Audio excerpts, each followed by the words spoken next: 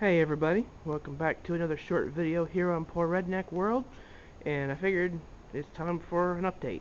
And no, it has nothing to do with the John Deere before me. It's got to do with this 96 Ram pickup truck that my friend is still in the process of purchasing and working on as we speak. Figured he made a little bit of progress, so kind of tell you what we got going on here. As you can see, some work has been done. He's already put a radiator core support which he purchased out of a U-Pull-It Auto Parts salvage.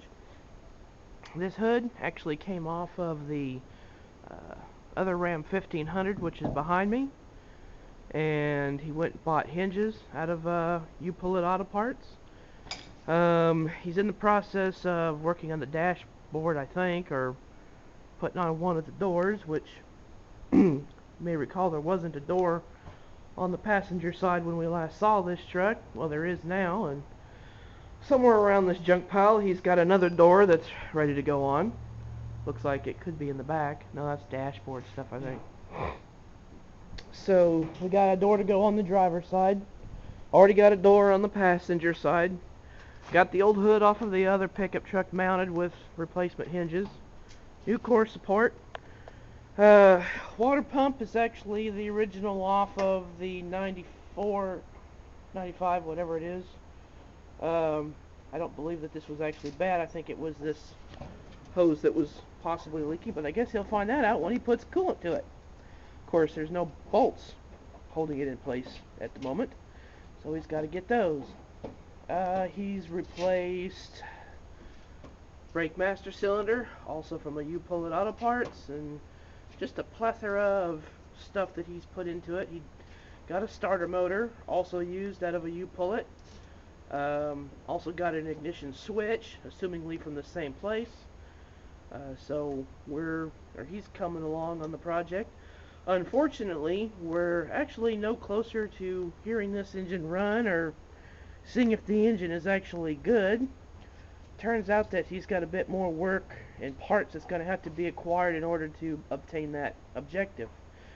All the wiring in the engine compartment is going to have to be redone because the wonderful geniuses who were pulling parts out of this at the salvage, and it was, after all, a salvage truck, kind of butchered the wiring on it.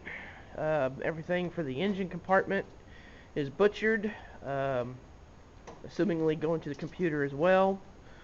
The wiring for the headlight assembly is a strangled mess of wires, and it's just a disaster. So suffice to say, wiring is an issue that we're going to have to attend to before we can even attempt to start the truck, which is yet another reason why I am not a big fan of these newer fuel-injected nightmares.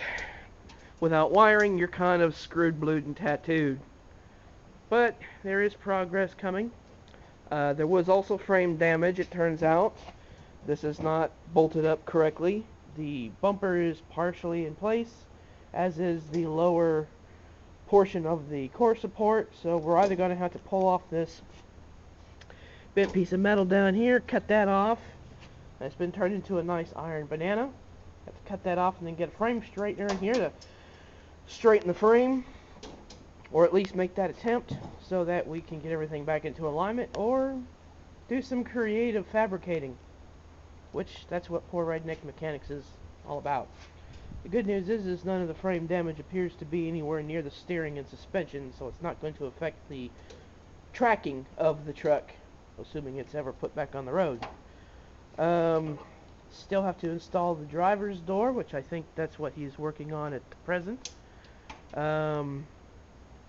Got to put a dashboard in it, which I think he's got, but needs to go in. Let's see what we got here. Probably don't even have enough light. Alright. So there's the interior. I assume there's a dashboard around here somewhere. Behind you. Oh, there's the dash. Presumably also from the same salvage that he got everything else. So dashboard needs to go in here. He also got the pedals, which I think there's enough light you can probably see that. There's pedals there now, whereas there wasn't on our last film, so there's pedals. There's a bunch of wiring and other assorted crapola. So it's moving slowly forward, hopefully in the right direction. That was nice. Doesn't last properly. So anyway, there's our update on the 96 Ram 1500, and in case anybody's wondering what direction he's going to go, is he going to part that truck in order to get this truck on the road? I think not. Apparently he's got an individual who is willing to give him $1,000 for the other truck if he doesn't strip anything out of it.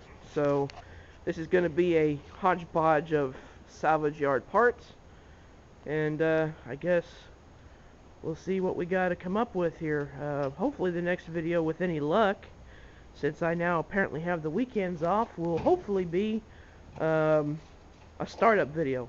The only thing lacking here is wiring. The only thing lacking to actually try to see if this engine's good is lacking wiring. Pull out all of the wiring for the engine bay, get a good used wiring harness, put that all in, hook everything up, of course put a battery to it, and I guess we'll see. Of course that's all assuming, you know, is the engine good? Question mark. Is the computer good? Question mark. Is the transmission good, or the clutch? Question marks. Don't know, but I suppose we'll find out.